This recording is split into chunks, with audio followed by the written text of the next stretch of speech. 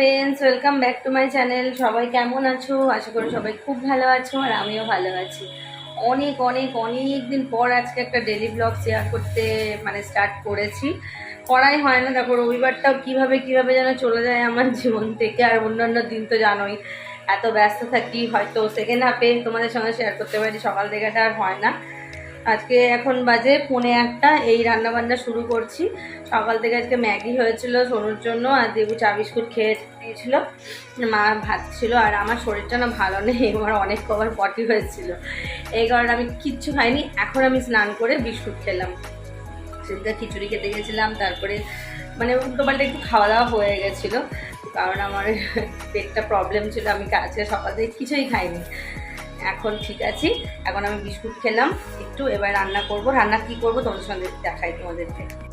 এটা রান্না করব শাটিন মাছ, জানি না তোমরা এটাকে কি বলো, অনেকে অনেক মাছ বলে। আলু দিয়ে পাতলা মতন ঝোল করব আর বেগুন ভাজা করব।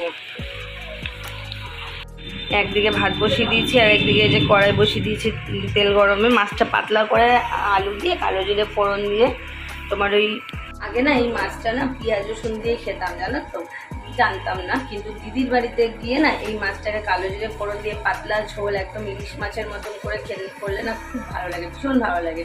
তো ওটা ওইভাবেই করবো। আজকে পাতলা ঝোলই করবো, বেগুন ভাজা করবো, শাকটা কেটা ওটা আছে, করবো না বেশি কিছু। রান্না করতেও দেরি হয়ে গেছে, ঘুরতে ঘুরতেও দেরি হয়ে গেছে, ওই জন্য সব দিকে এনার্জি লস। রবিবার বন্ধুরা ঘরে থাকি, কিভাবে যে রবিবারটা চলে যায় কি বলবো তোমাদের। সকাল হতে না হতেই যেন দুপুর হয়ে যায়, কিভাবে যেন দিনটা চলে যায়। সকাল রবিবারটা, ছুটির দিনটা।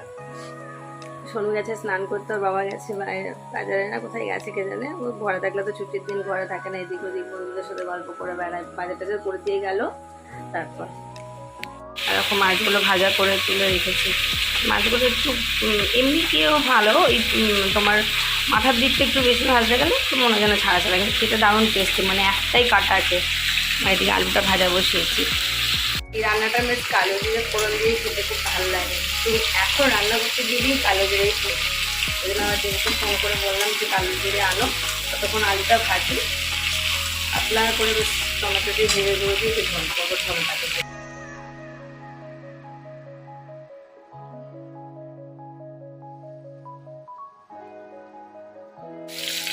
আলুটা ভেজে তুলে নিয়েছি, এবার টমেটো ভেজে নেব। টমেটো দেবো, জিরে গুঁড়ো দেবো, নুন হলুদ, ম্যাম